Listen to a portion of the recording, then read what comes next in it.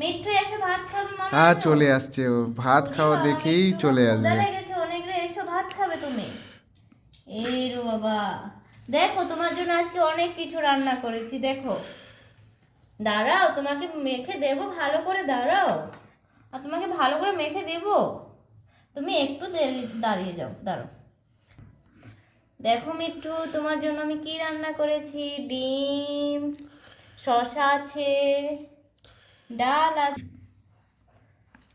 তুমি তো ছোলা টোলা খাবে নি, শুধু আমরা ভাত খেতে বসলে তুমি শুধু ছুটে চলে এসো না, শুধু ভাত খাবে। তোমার ভাত পছন্দ? আচ্ছা ঠিক আছে, আমি দিচ্ছি, তোমাকে ভাত দিচ্ছি। বসো, চুপচাপ বসো। এই যে মিট্টু প্লেটে আমি ভাত তুলে দিয়েছি, তার মধ্যে তরকারি দিচ্ছি, ডাল দিচ্ছি। মিট্টু ডাল মাখা দিয়ে ভাত পছন্দ করে অনেক, খাও। তুমি কি ডিম নেবে মিট্টু? ডিম খাবে? খেয়ে নিচ্ছে।